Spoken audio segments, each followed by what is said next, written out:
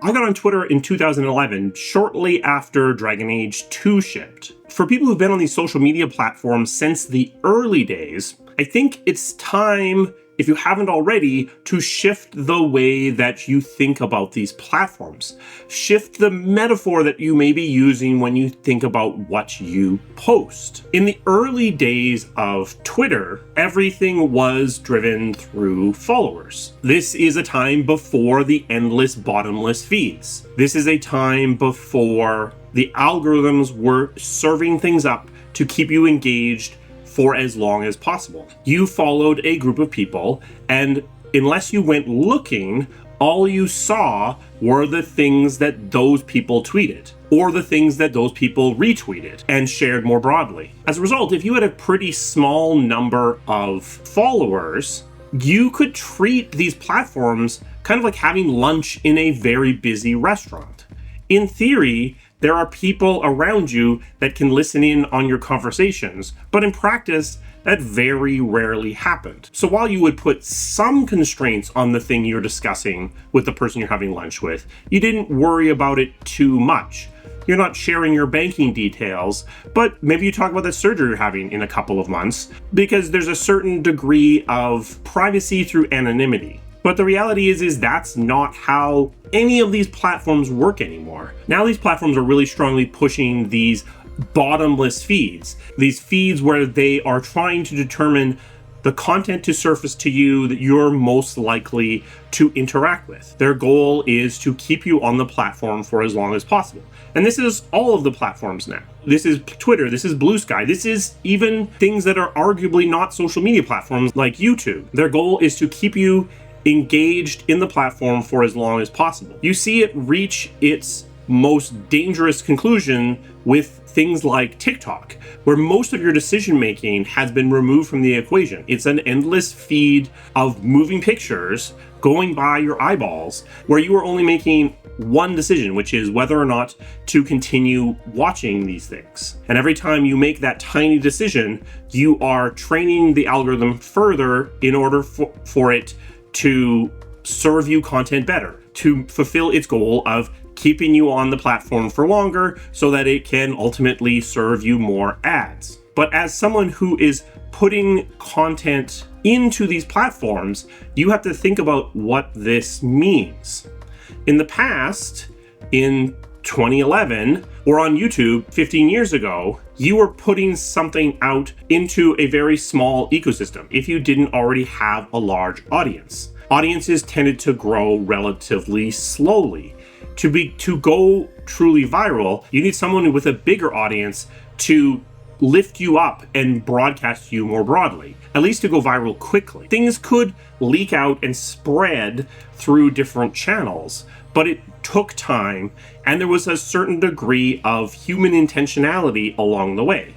Going back to the metaphor of having lunch in a busy restaurant, if you suddenly shout at the top of your lungs that you pooped your pants, yeah, there's a reasonable chance you might go viral in that restaurant. Everyone might stop what they're doing and turn to listen to you. If you go and have lunch with someone much more famous than you, then yeah, there's a reasonable chance that people are going to look over and wonder who you are and pay more attention because you are there with the more famous person. But under most circumstances, if you didn't already have a relatively large reach, you could act as if you were in a private space, or at least a mostly private space.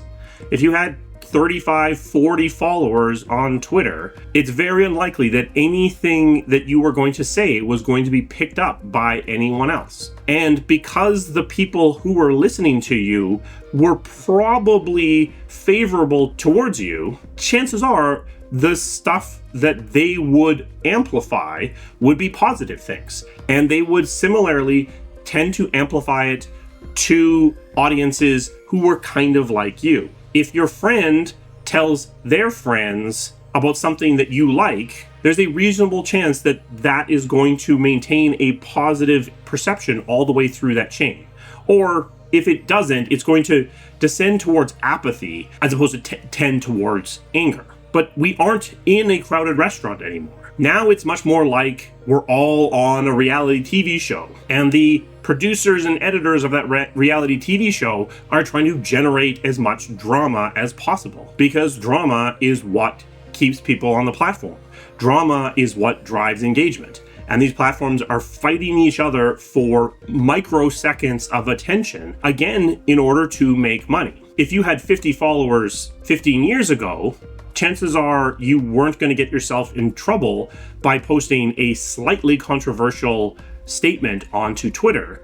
These days, there's a pretty good chance that the algorithm is going to detect that, throw it into the maelstrom, and you run the risk of finding yourself to be the main character of the internet because of a take you have about your employer, or a take you have about the latest controversial movie property. Because of my position, I had a ton of followers on Twitter. I've lost more followers since I left BioWare than probably most people will ever have.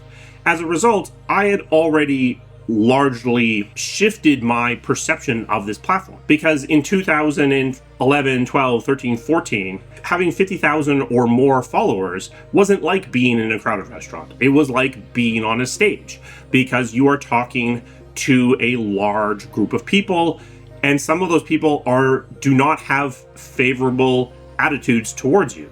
So as a result, you are always regulating what you post and the way you post it, and how you talk to what now isn't a group of friends, is now just the public who are paying attention to the things you have to say. You hear people talk about the retification of communication, this form of written communication where there is a lot of extra caveats and boilerplate placed on that language in order to try to avoid arguments being taken apart in bad faith. And it comes in part from this. For a long time, if you've had a big platform, you've had to be very careful with your language in terms of how you say something in order to try to avoid things being taken out of context, trying to avoid things being interpreted in bad faith. But to some degree, we're all on that stage now.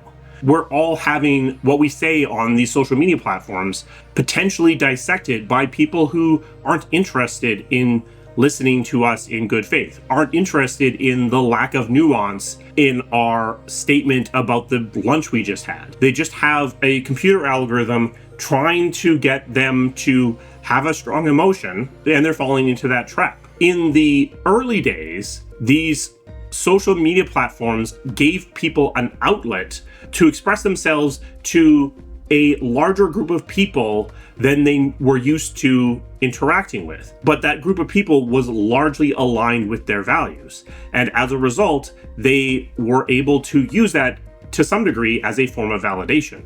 Now that doesn't exist anymore. So the restaurant is gone, and now we're all on a mean-spirited reality show. The end result of that is that effectively, social media isn't nearly as social anymore. You don't have small groups of similarly minded people interacting on common topics. Instead, you have this ongoing scrum where some people are constantly in the fight, but at any moment, anyone who dares to say anything out loud runs the risk of being dragged into that fight. Is that ultimately self-defeating for these social media platforms? It might be, to be honest. I think that there was something special about Twitter 15 years ago. It certainly wasn't perfect, but it was something different. And that different thing largely doesn't exist anymore. And as people have moved away from Twitter and looked for other outlets, I don't think they've recaptured that. Blue Sky isn't that. As near as I can tell, Mastodon isn't that. You do see some of this community building inside of Reddit. So we may see something rise up again that can fill this void that's being left. But the reality is by chasing the methods that can make them money, these platforms may ultimately self-destruct themselves. It'll probably take them a long time, but at the end of the day, if people came to these platforms looking for community and they aren't getting that anymore, they will eventually choose to walk away. there are several different reasons why you may be on one of these social media platforms. If you are someone who produces things, you may be using it to get the word out, to talk to a large number of people. This may be whether it's a creative work or not. If you are a business, similarly, you are using this as a communication platform. You may use it simply to consume the content that others create, and you may never post on any of these social media platforms at all, and you just read the things that other people post. In those two cases, this metaphor shift might seem strange because you weren't treating these platforms as a crowded restaurant. You weren't using them in this way in the first place. But if you are someone who posted fairly frequently and had a relatively small number of followers, it's worth thinking about how things have changed over the last decade and how maybe you need to change the way you think about these platforms as well. If you work for a media company, it's worth remembering that because of what you know, because of what you do, your opinion is often not going to line up with the discourse that's going around about a particular topic. And you likely know more than the people who are arguing on the internet. But chances are you don't want to be dragged into that controversy. So as a result, anything you tweet, anything you share on any social media platform, because of your role, because of the fact that you're likely going to disagree with a large number of people, has a much higher chance of being dragged up into the discourse, whether you mean it to or not. So am I saying that if you work for a video game company, if you work for a movie studio, that you shouldn't have a social media presence? Honestly, I think I might actually be saying that. I might be saying that it's time to take your profiles private, or it's time to remove all identifying information from your platform, because the nature of the algorithms as they exist this day are probably not serving you for the reason you joined social media in the first place. So it might be time to set them aside and find other outlets.